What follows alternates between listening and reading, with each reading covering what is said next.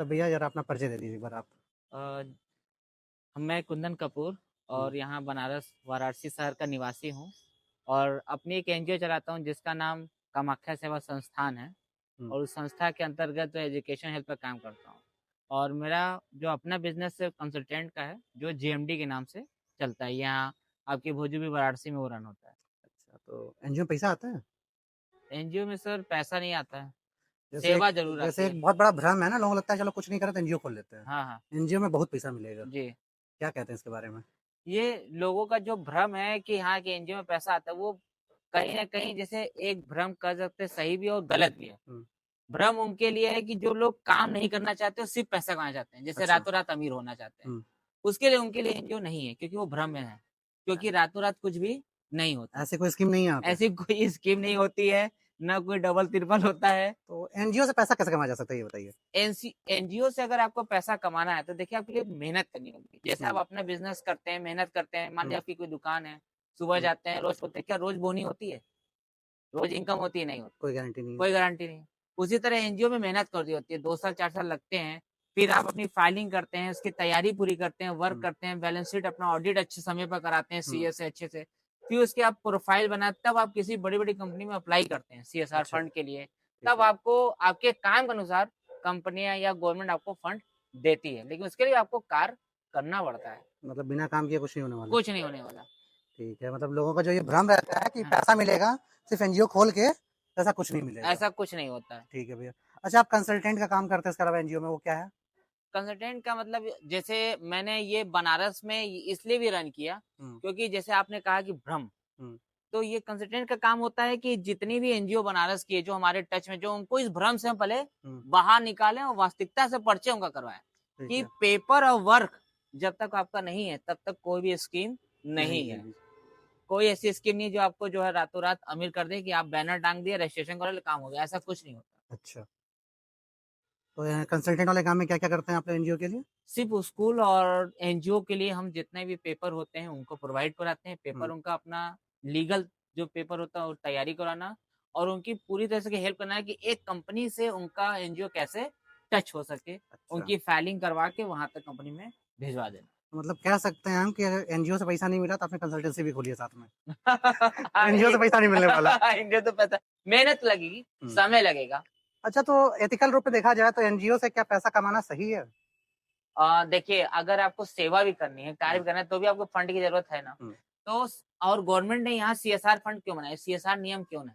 यही नियम है ना कि जो कंपनी 5 करोड़ के ऊपर प्रॉफिट में होती है, वो अपना जो है देती है सीएसआर, तो सेवा के लिए, वो पैसा सेवा के लिए होते हैं सेवा ना, के लिए होता तो है। फिर अपनी कमाई के लिए लोग तो जो यूज़ करते कमाई हैं। थोड़ी अब देखिए आप जैसे आप यहाँ हैं, हुँ, आपकी गाड़ी का पेट्रोल खर्च हुआ है, हुआ है। ठीक है? आपने यहाँ सेवा की है, हुँ, लेकिन पेट्रोल गाड़ी तो पेट्रोल तो सेवा नहीं करेगी ना, वो तो पेट्रोल से चलेगी। तो आपने बोला था ना ₹500 देंगे इंटरव्यू का। खैर, ये ऐसा इसके अलावा बात करते हाँ, हैं। एनजीओ के नाम पे फ्रॉड बहुत ज़्यादा होते हैं, हाँ। उसके बारे में क्या कहना है आपका? एनजीओस के नाम पर जो फ्रॉड होते हैं वो मतलब कई तरीके की स्कीम चलाते हैं। जैसे? जैसे कि सामूहिक विवाह का चलाते हैं। हुँ, फिर वो जैसे कहते हैं कि ब्लैक मनी को व्हाइट मनी कर देंगे। ये वो फ्रॉड आधा पैसा हमको दे दो। आधा पैसा हमको दे दो, हाँ, 60-40 कर दो। बहुत लोग होते हैं कि भैया आपका जो है हम आज दीजिए 3 महीने में 84 लाख 80 लाख रुपया पैसा हम आपको भिजवा देंगे। वाह! इतना कुछ पैसा नहीं होता है? होता, ऐसा कुछ नहीं होता। अच्छा, कंपनी दिल्ली बैठी है, जब जाएँगे आप मिलेंगे तो कंपनी रातों-रात गायब भी हो जाएगी, कहाँ चली गई। अच्छा। ऐसे-ऐसे कई आस-पास के जिलों में पाया गया कि जहाँ उनके खाते में पैसा आया और निकल गया, उनको कुछ पता ही नहीं। मतलब एनजीओ के खाते में पैसा आया और चला गया। चला गया, उनको कुछ नहीं पता।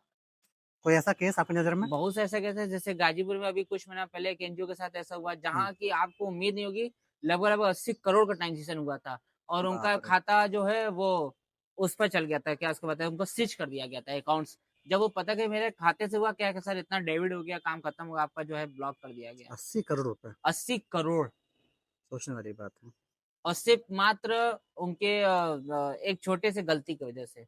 उन्होंने अपना सारे पेपर्स हुँ, संस्था के उन्होंने भेज दिया था कि आपको सीएसआर फंड मिलेगा, आपका इतने इतना रहेगा, इतना रहेगा। हुँ, उसी लालच में आकर उन्होंने दे दिया और कहानी जो है, अच्छा। मतलब सीएसआर के लिए जो फ़ोन आते हैं, चीज़ें आती हैं, वो फ़ेक है। वो मैक्सिमम फेक होता है, मैक्सिमम क्या समझ लीजिए 95% फ़ेक सारा ही फेक है। है, जब लगभग। तक मिल ना ले भरोसा नहीं कर हाँ, सकते। देखिए आजकल अगर आपके पास जानकारी है हुँ, और आप सही कंसल्टेंट या सही लोगों से पढ़ रहे हैं, तो आप डायरेक्ट भी काम कर सकते हैं। अच्छा। कोई भी कंपनी ये नहीं कहती कि कंसल्टेंट आपको एक सही रास्ता बता, लेकिन सही रास्ता बताने वाला होना चाहिए, वरना आप डायरेक्ट भी कर सकते हैं। सही बात है। अच्छा, आपका जो एनजीओ है कामाख्या सेवा संस्थान, जी। इसके माध्यम से क्या कार्य करते हैं आप लोग? हम लोग कामाख्या सेवा संस्थान के माध्यम से समाज हित में जो भी कार्य होता है, जैसे खास करके मेडिकल से, हुँ, यानी हेल्थ, दूसरा एजुकेशन, जो इस हुँ, देश की सबसे बड़ी ज़रूरत है, हुँ। उस पर काम करते एजुकेशन ज़रूरत है कि समस्या है? हैं। ज़रूरत है, समस्या नहीं है? समस्या नहीं है। क्यों? समस्या इसलिए नहीं क्योंकि सरकार अपने ऊपर से बहुत अच्छे से इसका जो है हुँ, नियम है, उसके जो अपनी व्यवस्थित तरीके से आती है। हुँ, लेकिन यहाँ तक आते हैं तो वो ज़ीरो हो जाता है, ग्राउंड तक आते थे। तो वो जो है ज़रूरत उस समस्या नहीं है, ज़रूरत है। ज़रूरत हुँ। इस भी है क्योंकि वो ज़रूरत लोगों तक पहुँच नहीं आप तक पहुँच नहीं पा रही है। तो कैसे पहुँचाया जाए इसको? उसको आपको पहली बात तो जागरूकता फैलानी पड़ेगी से एजुकेशन की ताकत क्या है। हुँ, जैसे डॉक्टर भीमराव अम्बेडकर ने दिखाया था कि एजुकेशन की ताकत क्या है, चीज़ें हुँ, क्या हैं। उसी तरह से गाँव-गाँव जाके लोगों को बताना पड़ेगा कि एजुकेशन की ताकत क्या है। अगर हम आपसे यहाँ बात कर रहे हैं, आप हमसे बात कर रहे हैं, हुँ। तो ये किसकी ताकत है? सोशल मीडिया की, पर एजुकेशन की, एजुकेशन की, शिक्षा की। शिक्षा की। तो जैसे कुछ केस ऐसे दिखते हैं ना कि एक बच्चा है जो कूड़ा बीन रहा है, हाँ, हाँ। आप सोचेंगे उसको हम पढ़ा दें, स्कूल में एडमिशन करा दें। उसके पेरेंट्स जो है, उसके अभिभावक हैं, माँ-बाप वही नहीं चाहते हैं कि वो पढ़े। हुँ। आप जब उनको समझाने जाएँगे कि इस बच्चे को स्कूल भेजिए, तो कहेंगे स्कूल जाके क्या करी? कूड़ा बीना तो 10 रुपए कमा था डेली। तो उसपे क्या करेंगे आप? कैसे इसको सही किया जा सकता है? देखिए सरकार की इसी में योजना थी कि सरकारी स्कूल में हुँ, आपको पता है वो एक टाइम का पूरा खाना भी देते हैं, हाँ, मिलता है। पौष्टिक आहार भी मिलता है, हुँ, चीज़ें मिलती हैं। आपको वहाँ कुछ नहीं करना, ठीक है वो 10 रुपए आपको कमा के दे रहा है। हुँ। क्या आप नहीं चाहते कि वो 10 लाख रुपए आपको महीना कमा के दे? वो नहीं चाहते, आप उनको समस्या बता वही है। नहीं, नहीं वो चाहते हैं, हुँ। लेकिन सही वे में उनको बताने वाला कोई नहीं है। ऐसा कौन-सा प्राणी है जिसको पैसे की आवश्यकता नहीं है इस दुनिया में? वो इंस्टेंट पैसा देखते हैं। ऐसे बहुत से लोग होते हैं जो भविष्य का पैसा छोड़ के इंस्टेंट पैसा देखना चाहते हैं। जैसे हमारे बस गौरव भैया हैं। बस वही चीज़ है, यही आपको इतना ही काम करना है हुँ, कि उनको लॉन्ग टाइम जो प्रोसीजर है, जो हुँ, उनको सही वे में है, हुँ, वो आपको बताना है। मैं कह रहा हूँ अगर 10 बच्चे बिन रहे हों हुँ, हुँ। और आप अपने लाइफ में एक केवल कुंदन कपूर या एक शिवांश त्रिपाठी अगर एक बच्चे को भी कन्वर्ट कर दिया, तो क्या आपका जीवन धन्य हो जाएगा? हमारा भी हो अगर जाएगा, एक उसका भी आपने हो कर दिया, जाएगा। एक हमने कर दिया और एक किसी और ने कर दिया, अगर एक-एक बच्चा अपने लाइफ में हुँ, कुछ नहीं करना, एक लाइफ में, हुँ। इस देश के 140 करोड़ को आबादी है, तो ऐसा नहीं है कि अगर एक आदमी कर पाए तो देश में शिक्षा बहुत तेज़ी से होता फैलेगी। ऐसा कोई केस आपने किसी को समझाया है? बहुत सारा। कोई केस बताइए फिर? बस उसका हमको एविडेंस आपको नहीं दे सकते वीडियो में। एविडेंस नहीं, कहानी बताइए। कहानी जैसे आपको करसड़ा गए हैं कचड़ा हाँ। समीम सन सिटी के जब हाँ, हाँ। आगे जाएँगे, तो वहाँ कुछ मुसहर बस्ती में थे। हुँ। वहाँ का सबसे हाईएस्ट पढ़ा-लिखा जो लड़का था, आपको पता है कौन से क्लास का था? कौन क्लास सा 8 क्लास? का। अच्छा, वो हाईएस्ट था। उस पूरे बस्ती में सबसे हाईएस्ट बढ़िया। था, फिर जिसको मोबाइल चलाने और लिखने आता था अपना नाम, बस। और क्या चाहिए जीवन के लिए? बस पैसा गिनना आना चाहिए। बस इतना ही उसको आता था। हाँ। लेकिन वहाँ हम लोग बार-बार कोशिश किए, हुँ, गए कई हुँ, बार और अपने एजुकेशंस के माध्यम से उनको बताने की ज़रूरत भई शिक्षा क्या है, कैसी ज़रूरतें हैं, हुँ, ठीक है? और सरकार से क्या-क्या आपको मदद मिल सकती है एजुकेशन के लिए, हुँ। हमारे तरफ से क्या मदद मिल सकती है उसके लिए। हम पूरी का जैसे अभी एक हमारे के यहाँ केएस पाठशाला हम लोग चलाते हैं। अच्छा। कई छोटे-छोटे ब्लॉक स्तर पर है। हुँ, हुँ, हम लोग कई जिलाओं में भी है, तो वहाँ अभी एक मुस्कान जो है कशेरा थी, हुँ, जो लास्ट एकदम इंटर की छात्रा थी और हुँ, उनके पिताजी बहुत जो है छोटे तबके से जो है हुँ। गुब्बारा-वुब्बारा वाला काम करते हैं, तो नहीं था। उनका प्रैक्टिकल का फीस नहीं जमा होता तो जानते हैं हो नहीं पाता। एग्ज़ाम छूट जाता। एग्ज़ाम छूट जाता। पर वो लड़की इतना अच्छा थी पढ़ने में, हुँ, उसका मतलब हर ईयर हमने उसका पूरा मार्कशीट देखा सब 85 प्लस था। हुँ। तो संस्था पूरी तरफ से उसको फाइनेंस किया और उसका पूरा जो है खर्च वहन उठाई और आगे बढ़ाई। बहुत बढ़िया, ये आपकी संस्था द्वारा बहुत अच्छा कार्य रहा। हाँ, अच्छा, बनारस में लगभग कितने एनजीओ हैं? बनारस में अगर आप रजिस्टर्ड रजिस्टर्ड अगर आप नीति आयोग पे जाएँगे तो लगभग 1800 कुछ पे हैं। मतलब 1800 एनजीओ बनारस में काम कर रहे हैं। हाँ, रजिस्टर्ड नीति आयोग पे। काम कितने कर रहे होंगे? अब ये मत खुलाइए। नहीं, लगभग कितना कुछ भी परसेंट नहीं होगा? है, सारे एनजीओ काम करी, बहुत अच्छा काम करी। अब ये अगर हम मुँह खुलाएँगे तो बहुत से नहीं, एनजीओ वाले खफ़ा हो हम जाएँगे। नाम नहीं पूछ रहे हैं, बस लगभग अनुमान माँग रहे हैं कितने लोग कर रहे होंगे? अब 1800 में हमको लगता है कि 18 18-20 होंगे? 18-20 अच्छा, तो 1800 में 18-20 एनजीओज़ ऐसे हैं है जो काम कर रहे हैं। जो काम बाकी लोग बस ऑन पेपर हैं। ऑन पेपर है। तो ऑन पेपर होना कुछ फ़ायदा होता होगा? नहीं रहते हैं, नहीं मतलब नीति आयोग की साइट पर। साइट पे रहते हैं? हाँ, साइट पर तो रहते क्या हैं। सरकार से ग्रांट वगैरह उनको मिलता है? कुछ नहीं, अच्छा, उनको कुछ नहीं मिलता, कुछ नहीं, बस खोल के बैठे हुए हैं बस खोल दुकान। के बैठे हैं। बढ़िया है। देखिए सर, एक चीज़ है भैया हुँ, कि अगर आपको सीएसआर चाहे गवर्नमेंट का हो, चाहे प्राइवेट कंपनी हो, हुँ, किसी का भी हो, आप किसी की आँखों में धूल झोंक के एक बार ले सकते हैं। हर बार नहीं, सही बात है। क्योंकि आजकल इतनी ज़्यादा अवेयरनेस हो गई है और हुँ, आज सोशल मीडिया की इतनी ताकत हो गई है हुँ, कि किसी भी कंपनी को या किसी गवर्नमेंट को आपको देखने में या पता लगाने में उनको बहुत समय नहीं नहीं लगेगा। लगेगा। बात तो सही है। एक बार ग्रांट देंगे ना, एक बार आपको फंड आएगा ना बस, दोबारा आपको जब ब्लैक लिस्ट कर देंगे तो सोचिए आप हुँ, कहाँ जाएँगे? दूसरा खोलेंगे एनजीओ। फिर वो ब्लैक लोग तो लिस्ट ये होगी, काम करते हैं। लेकिन आपकी आदत नहीं छूटेगी, हाँ, आप फिर ब्लैक लिस्ट होंगे। आदत तो वही रहेगी। एक दिन ऐसा होएगा कि आपकी आईडी ब्लॉक हो जाएगी। एक दिन एनजीओ नहीं ब्लॉक होगी, आपकी आईडी ही ब्लॉक तो हो दूसरा जाएगी। आधार बन जाएगा, वही तो बनता है देश में। अरे! अब ऐसे तो बात करेंगे तो दुनिया देश में तो हर कुछ बहुत होता कुछ हो है, रहा है। लेकिन हर इंसान को अपना व्यक्तित्व भी तो देखना चाहिए ना, पॉलिटिकली आप किसको सपोर्ट करते हैं? सच को। नहीं, सच को किस पार्टी को? हम कोई राजनीतिक पार्टी को नहीं कहते, किसी को सपोर्ट नहीं करते हैं? नहीं, जो सही है, हुँ, जो सच है, तो जो आपका सत्य फ़ेवरेट राजनेता? वो तो हो सकता है, पॉलिटिक्स में ऐसा कुछ खास कोई ऐसा फ़ेवरेट नहीं है। नहीं, नहीं। राहुल गां क्योंकि क्योंकि राहुल गांधी या नरेंद्र मोदी में से किसी को चुनना हो तो? वो दोनों को ना चुने। चुनेंगे किसको फिर? ये तो हमारी व्यक्तित्व पर हम कैसे तो चले आपके हिसाब से भारत में सबसे अच्छा जैसे नेता कौन अच्छा होगा? जैसे आप अब अमेरिका का राष्ट्रपति चुनाव होता है, हुँ, उसमें देखे होंगे कि एक जब चुनाव के कुछ नज़दीक होते हैं, हुँ, तो विपक्ष का जो नेता होता है हुँ, हुँ, और जो पक्ष में जो तत्कालीन होता है, हुँ, दोनों का डिबेट होता है। हाँ, होता है सामूहिक डिबेट होता है, सामूहिक पूरी होता है। सामूहिक लाइव टेलीकास्ट होती है, जनता बैठी हुँ, हुँ, रहती है। हुँ, वो डिबेट क्यों होता है? ताकि जनता सुन सके उनके बारे में, उनके विचार क्या हैं। एक दूसरे विचार क्या है, हुँ, डिबेट जो क्वेश्चंस का आंसर कितना अच्छा है, हुँ, तो उस हिसाब से अपना वोट डाल दिया सके। सके, क्या अपने देश में होता है? यहाँ नहीं होता। ज़रूरत है कि नहीं? नहीं, यहाँ एक्चुअली मन की बात की जाती है, सुनी थोड़ी जाती है। नहीं, नहीं, तो मन की बात सिर्फ़ सुनाई जाती है, बस कही सुनी जाती है, सुनी नहीं जाती। यही बात गलत है ना। अच्छा, अगर आपको कभी मौका मिले किसी पार्टी को जॉइन करने का, जॉइन करके कुछ बनने का एमपी, एमएलए ऐसा कुछ, हाँ, तो आप किस पार्टी से जाना चाहेंगे खुद की आगे? पार्टी। खुद हम की किसी पार्टी से? नहीं किसी पार्टी में नहीं जाना अगर चाहिए। आपको प्रधानमंत्री बना दिया जाए, तो देश में क्या बदलाव करेंगे? सबसे पहला बदलाव? अगर सबसे पहले है कि शिक्षा का ना जो अंतिम जो शिक्षा का स्तर है ना, वो कहते हैं ना अंतिम लड़के तक, अंतिम बच्चे तक जाना, वहाँ तक सरकार तो जाएँगे। ऐसे ही प्रयास कर रही है, सरकार प्रयास कर रही है लेकिन नीचे तक नहीं आ रहा है। तो उसके लिए और आप क्या उस करेंगे? जैसे मैं बता रहा हूँ, अभी अब आप कहीं से मुख्यमंत्री आपके आते हैं, हुँ, तो पूरी रोड बन जाती है, बैरिकेडिंग हो जाती है, चीज़ें हाँ, हो हाँ, जाती हैं। लेकिन सोचिए अगर मुख्यमंत्री हर हफ्ते किसी न किसी स्कूल में हुँ, विदाउट अगर दौड़ता रहे सरकारी स्कूल में हुँ, या कॉलेजेस में और वहाँ बिना बताए किसी कॉलेज स्कूल में चढ़ जाए, फीस का देख ले कितना तुम लिए हो, कैसे हुँ। किए हो या किसी सरकारी तो क्या समझते हो क्या बदलाव होगा शिक्षा में? के साथ शिक्षा अच्छी हो जाए, बाकी सब काम ठप हो जाए। मुख्यमंत्री एक ही काम तो नहीं जब कर सकता। शिक्षा का स्तर अच्छा हो जाएगा ना, तो बाकी हुँ, ऑटोमेटिक काम तेज़ी से चलने क्योंकि पड़ेंगे। मुख्यमंत्री के पास या प्रधानमंत्री के पास और भी बहुत से काम होते हैं। और बहुत से काम तो हर जगह के सचिव भी अपने उनका मंत्रालय इसलिए हुँ, मंत्री बनते क्यों हैं? पैसा कमाने के लिए। अब ये बात तो मंत्री जाने। बात तो यही सही है। आखिर इतना मंत्रालय क्यों बाँटा जाता है सबका अलग-अलग? हर काम मुख्यमंत्री करे तो मंत्रालय क्यों बना फिर? क्या फ़र्क पड़ता है? देश का लोकतंत्र है। नहीं, फ़र्क पड़ता है। हुँ, यहाँ फ़र्क पड़ता है। यहाँ आज हम आप सोच नहीं रहे इस बारे में, हुँ। लेकिन ये सोचना पड़ेगा। तो बनारस में अगर आपको कुछ बदलाव चाहिए अगर, हुँ, शहर पूरे शहर के लिए, हाँ। तो आप किस बदलाव की बात करेंगे? भाई जाम से समस्या बहुत तगड़ी है। क्या उपाय है इसका? इसका उपाय सबसे पहले ये है कि जो लोगों को पार्किंग नहीं पता हुँ, कि पार्किंग कैसे करनी है, रेड लाइट का कैसे यूज़ करना है। लोग रेड लाइट जली रहती है, पुलिस वाला हाथ दे रहा है, निकल जा रहे हैं। हुँ। उनको डर ही नहीं है चालान कटे-कटे या कुछ भी चालान तो पता नहीं कटता है कि नहीं कटता है, उनको डर भी चालान नहीं तो है। लोग चेक भी नहीं करने जाते हैं कि कटा है कि चेक नहीं कटा है। पटा बड़ा-बड़ा है, लोगों निकल का जाए। कटा पड़ा रहता है। 2-2 साल, 3-3 साल हाँ। पड़ा रहता है, चालान तो चालान। प्लस पार्किंग उनको पता ही नहीं कहाँ हुँ, पार्किंग जहाँ मन किया वहीं गाड़ी खड़ा किया, चाहे टू व्हीलर चाहे फोर हुँ, व्हीलर, सबकी वही समस्या है। उसकी वजह से दूसरा यहाँ जो टोटो अत्य से अधिक है। हुँ। बहुत जगह जो है लोगों को पता भी क्यूआर कोड भी आया, हाँ, हाँ। लेकिन वो बहुत दिन तक वो सक्सेस नहीं नहीं हो रहा। पाया। कुछ लोग न गली से निकल जा रहे हैं, कुछ लोग इधर उसकी वजह से भी जान की समस्या है तो यहाँ। इसका उपाय क्या है?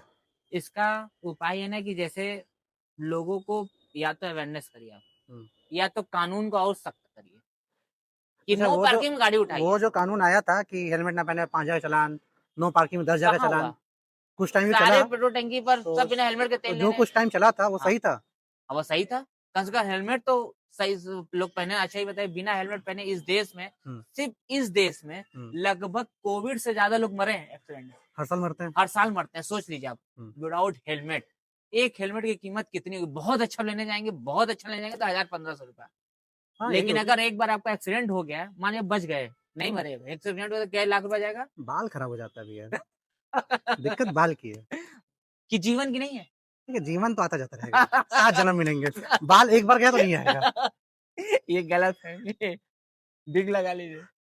विग का ऑप्शन देखा जा सकता है। हाँ, फिर तो बनारस में आपके हिसाब से ट्रैफिक की समस्या ज़्यादा है। बहुत ज़्यादा। अच्छा, ये दाल मंडी वगैरह जो टूटा है, जो चीज़ें हुई, प्रकरण पूरा हुआ है, इस हाँ, पे आपकी क्या राय है?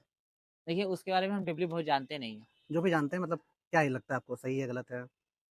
देखिए उसमें अब जैसे कि एक पक्ष का कहना ये है कि इसका सेकंड ऑप्शन भी हो सकता था। हुँ, ठीक है, आपको रास्ता बाबा विश्वनाथ जी के जाना है, दबाव अधिक है मंदिर पर, हुँ, तो इसलिए वो एक ऑप्शन तैयार किया जा रहा है। ठीक है। लेकिन कुछ लोगों का कहना है कि सेकेंडरी भी ऑप्शन उसका तैयार कहीं भी हो सकता था, या उसका थर्ड ऑप्शन ये भी था कि डालमंडी को कहीं और भी स्थापित कर देते। ऐसी जगह है नगर हुँ, निगम के हुँ, पास भी है या आउटर साइड में हो कि हम यहाँ एक मार्केट बसा दे रहे हैं डालमंडी की, अब आप सारे यहाँ जो स्थापित है, क्योंकि देखिए कहीं न कहीं वो पूर्वांचल की सबसे बड़ी मार्केट है। हाँ, हम आप नो भी डाउट। जानते हैं अच्छी तरीके से, और लगभग वाराणसी के हर लोग जानते हैं वो कई जिलों में। बनारस का चांदनी चौक है। हाँ, हाँ, बना के चांदनी चौक कर सकते हैं। इतने सस्ते सामान वहाँ मिलते थे, चीज़ें अच्छी थी, होलसेल था। हुँ, तो अचानक से अगर ठीक है कि आप अपने एक मंदिर के लिए उसको अगर तोड़ रहे हैं, लेकिन कई घरों का रोज़गार भी तो जा रहा है। या तो उसका तो उसके सिस्टम लिए तो बनाते, मुआवज़े मिले हैं लोगों को। कुछ मुआवज़े मिले, अब जो किराएदार था उसको कहाँ मुआवज़ा मिलेगा? मुआवज़ा तो मालिक को ही मिलता है ना, बस किराएदार से कोई गलती है फिर तो। किराएदार की गलती है कि किसकी गलती है ये तो ईश्वर जाने। हुँ, लेकिन ये चीज़ है कि कहीं न कहीं अगर उनको स्थापित कर देते हुँ, या बता देते कि इस एरिया को हम नालमंडी दे रहे हैं, आप लोग यहाँ स्थापित हो जाइए, हुँ। बात खत्म। दूसरा रास्ता निकालना चाहिए था। दूसरा विकल्प होना चाहिए था, मेबी। अचानक से आप सोचिए अगर आप वहाँ रह रहे हैं, हुँ, आपकी अगर दुकान होती, आपका घर वहाँ होता और हुँ, आप वहाँ पूछते-पूछते आ रहे, कोई भी हुँ। मकान वहाँ देख लीजिए 60 साल से कम का नहीं है, हाँ, सब पुरानी दुकानें हैं वहाँ सब पे। पुराने हैं।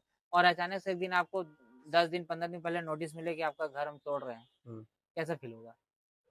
बुरा लगेगा, उनको भी लगा ही होगा, हाँ, लगा ही होगा।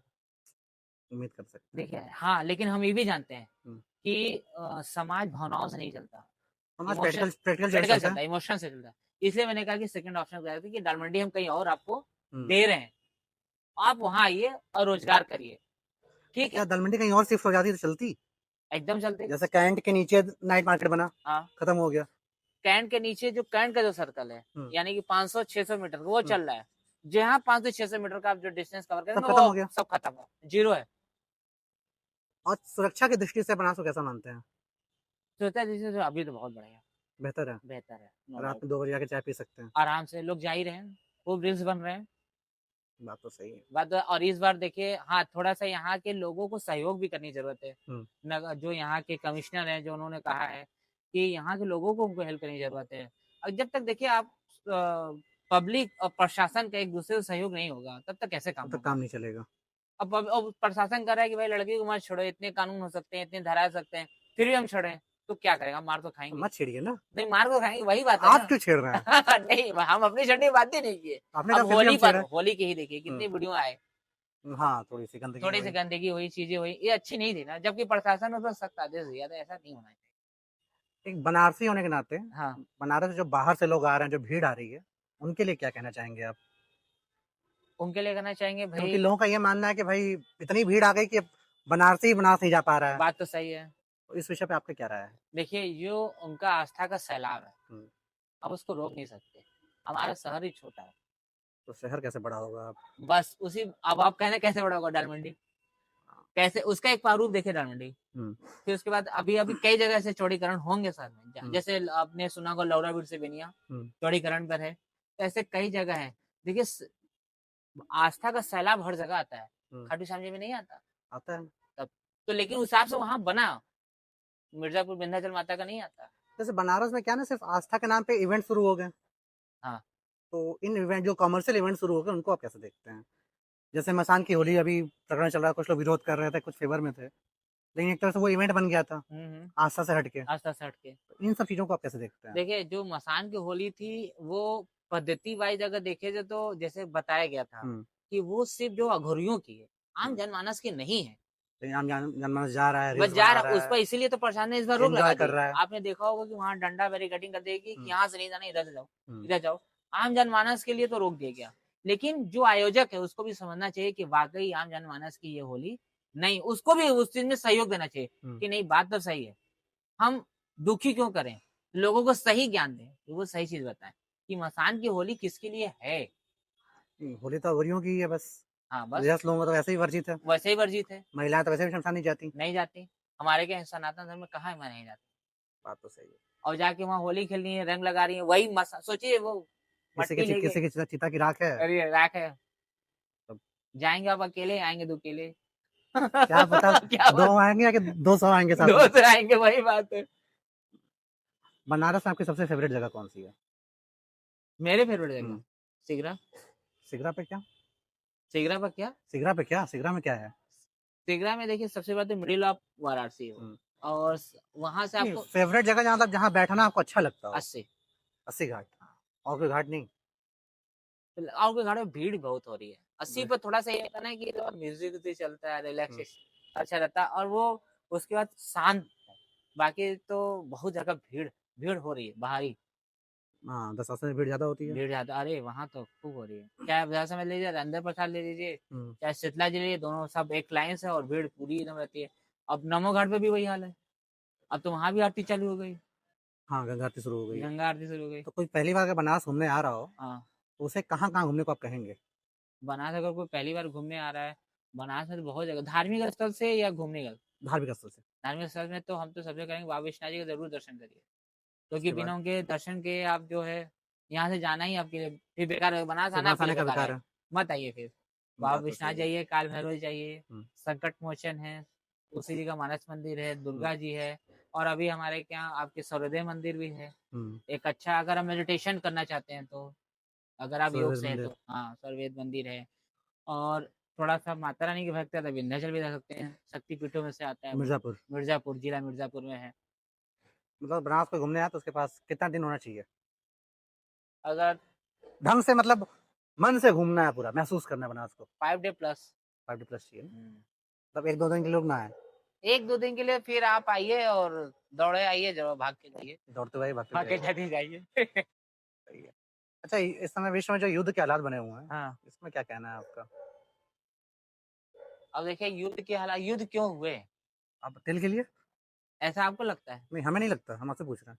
नहीं, ऐसे बहुत बारीकियाँ से अगर आप बात देखेंगे, सोचेंगे, हुँ, यार तेल तो अमेरिका के पास इतना है कि अभी कई देशों को बेच दे और बेच भी रहा है। आपको पता भी होगा हुँ, कि कई अभी इतना वो तेल से क्यों लड़ेगा? लड़ और क्यों रहा है? जब तेल क्यों लड़ेगा? वेनेजुएला को राष्ट्रपति को उठा के ले रातों-रात। वो चाहता तो ईरान को कितने देर में खत्म कर दे, कोई पता नहीं, कोई कुछ घंटों के तो लिए। क्यों हो रहा है ये सब? उसका मेन मुझे जहाँ तक उम्मीद हुँ, है कि मुझे उसका ये है कि जो Iran, Bharat, Russia, China in लोगों ने अपने करेंसी में हुँ, व्यापार शुरू किया था। वो उसके लिए एक खतरे की घंटी थी। उसका कहना ये था कि डॉलर में आप करिए। अच्छा। तो सिर्फ़ इतनी सी बात के लिए युद्ध शुरू हो ना जाएगा? इतनी सी बात हुँ, सर आप समझिए डॉलर अगर उसका बंद होता है हुँ, या उसका सेकंड ऑप्शन तैयार होता है डॉलर का, हुँ। तो अमेरिका का फिर अस्तित्व क्या रह जाएगा? अमेरिका तो खैर कल भी था, आज भी है। जब डॉलर से है सर, हुँ, उसका अस्तित्व डॉलर से था, डॉलर से और डॉलर से ही रहेगा। तो जैसे अमेरिका आपका की जो अस्तित्व आप मान लीजिए यूट्यूबर हैं, हुँ, आपका अस्तित्व किस चीज़ से? इंटरनेट से, यूट्यूब से, अगर आपको ना दिया जाए, बन ब्लॉक कर दिया जाए तो? तो फिर एनजीओ खोल लेंगे। फिर भी आपको नेट अपनी तो नेट और फ़ोटोज़ के लिए चाहिए ना, हाँ, तो उसको अमेरिका को यानी डॉलर चाहिए। हुँ। तो अमेरिका का जो तानाशाही रवैया है हाँ, वेनेजुएला के ऊपर या ईरान के ऊपर, हाँ, ये स कहाँ तक सही है? कहीं तक नहीं। तो भारत अपोज़ क्यों नहीं कर रहा है? भारत क्योंकि जानते हैं भारत हमेशा जो है हमेशा मध्यस्थता की स्थिति में रहता है हुँ, और वो फर्स्ट वार कभी नहीं करता वो हमेशा चाहता है कि चीज़ों को बातचीत से ही सुलझाया जाए और कहा भी जाता है कि जब तक आपके बातों का दौर चालू है हुँ, और गेट खुला है बातों का तब हुँ। तक समस्या का हल है उसके जिस बाद दिन ये दरवाजा बंद होता है बातों का उस दिन समस्या का हल खत्म भारत ने तो तक ये भी नहीं कहा कि गलत हुआ है। तो भारत ने ये भी नहीं कहा कि अच्छा हुआ है तो भारत क्या लगता है भारत का पक्ष क्या होने वाला है? मध्य न्यूट्रल है वो मतलब मरो लड़ो अपने में, हमसे मतलब नहीं है। भाई आपको भी पता होना चाहिए चाहे ईरान हो चाहे अमेरिका हो चाहे हुँ, किसी भी देश में हो इन लोगों भी जब इंडिया पाकिस्तान में होता है तो इन लोग भी ज्यादा हस्तक्षेप करने नहीं आते हैं उल्टे हमारा विपक्ष का हस्तक्षेप कर लेंगे हुँ। उनको जो भी हो कर दे विपक्ष तो एकदम खाली पड़ा है, कुछ भी कर लेगा। हाँ हाँ तो यहाँ लेकिन हस्तक्षेप करने नहीं आते हुँ, तो फिर और अपनी टांग अड़ानी को अपनी अर्थव्यवस्था हम खुद ही जो अभी सँभाल रहे हैं। संभाल रहे हैं धीरे बढ़ रहे हो फिर हम कूद जाएं सही बात अगर है। तो और जो हम डूब अभी जाएंगे होली की छुट्टियाँ थी, अर्थव्यवस्था बंद थी। और जो है खराब हो जाएगी चीजें डूब जाएंगी सही बात है। जैसे अभी हुआ ना, एक देखिए इंडिया को बदनाम करने के लिए था कि इंडिया के 10 दिन के लिए ईरान का एक आया था हाँ, एक्सरसाइज युद्ध के लिए को। आया हुआ था। आज सोचिए वर्ल्ड में शांति के लिए जो आते हैं सब वॉरशिप हुँ, जो होते हैं 10 देशों ने मिलकर किया था, उस पर हुँ, कोई अटैक नहीं करता, उसको हुँ, शांति से रास्ता दे दिया जाता है और निकल जाता है वापस, हुँ, क्योंकि वो युद्ध में नहीं आया था वो। हुँ, अब वो सोचिए जैसे इंडिया के बॉर्डर क्रॉस क्रॉस किया, श्रीलंका के बॉर्डर में वो लगभग 7 घंटा तक एंट्री करने के लिए वेटिंग पे था वो। हुँ। जिसे शायद डोगम या कुछ कहते हैं उनकी लैंग्वेज में, हाँ, हाँ। वो 7 घंटा तक उसको नहीं मिला। हुँ। क्या इसको कहेंगे आप? देखिए, इस बारे में मैं थोड़ा-सा क्लियर कर दूँ, मैं कल इस बारे में पढ़ रहा था, हाँ, कि ऐसा इंडिया को बदनाम कर लेकिन इंडिया के न्यूज़ वालों ने ही शुरू कर दिया। हाँ, एक्चुअल में क्या था कि जिस अभ्यास के लिए वो आया था, हाँ, वो 8 दिन पहले खत्म हो चुका खत्म हो था। गया था, हाँ, अब 8 दिन से वो शिप जो था इंडियन ओशन में कर क्या रहा था? कर क्या रहा था? इंडिया ने जब आपको आप जैसे आपने किसी को कह दिया अपने घर से निकाल दिया, निकाल दिया, कि चलो भैया तुम अपने घर जाओ जाओ, और निकले उसको 8 दिन हो गए, तो हाँ, उसके बाद कुछ होता है, तो आपसे वो क्या इंडिया की मतलब है? ज़िम्मेदारी नहीं है। अब उसकी मर्ज़ी वो कहाँ घूम उसकी रहा था? मर्ज़ी, हाँ, उसकी मर्ज़ी क्या कर रहे थे, क्या क्या नहीं कर पता रहे वो थे। अपनी कोई अलग तैयारी कर रहा हो लड़ने की? हाँ, हाँ, ज़ाहिर-सी बात है। उसमें तो इंडिया का कोई रोल नहीं है। उसका लेकिन यहाँ क्या है, इंडिया से निकला, इंडिया से, अरे क्यों भाई, इंडिया से तो भाई कब का निकल चुका है, मेहमान नवाज़ी खत्म हो चुकी वही है। 8 दिन हो गए थे उस और बात को। वो बात को, अब ठीक है, अब किसने मारा, क्या किया रास्ते में, वो हमारी दिक्कत नहीं है ना। अब और इंटरनेशनल वाटर में हुआ है। हाँ, इंटरनेशनल वो तो वहाँ किसी का वहाँ वो भी वहाँ नहीं है, किसी का लॉ नहीं चलता। किसी का लॉ नहीं चलता, तो बात ही खत्म। हुँ। तो मतलब आपको लगता है कि इंडिया को बदनाम करने के लिए ये कई सारी चीज़ें साजिश थी। किसकी अमेरिका की? अब पाकिस्तान तो यहाँ किस-किस तक सोच ही सकता है। नहीं, नहीं, अब पाकिस्तान की इतनी हिम्मत ही नहीं है। पाकिस्तान की तो इतनी हिम्मत नहीं है। पाकिस्तान की हिम्मत तो ये नहीं है। कौन कर सकता है? भाई ज़ाहिर-सी बात है, अमेरिका? हो सकता है, कोई चीन बड़ी बात चीन नहीं नहीं है। हो सकता? देखिए आपको पता होना चाहिए कि आप लोग कहते हैं कि चाइना और अमेरिका सबसे बड़े दुश्मन हैं, हुँ, जैसे इंडिया, पाकिस्तान। लेकिन आपको पता होना चाहिए विश्व का सबसे बड़ा बिज़नेस यही हुँ, 2 देश करते हैं, चाइना और अमेरिका। हाँ, सबसे बड़ा, इनसे बड़ा कोई दोनों जो है व्यापार नहीं करता। हुँ।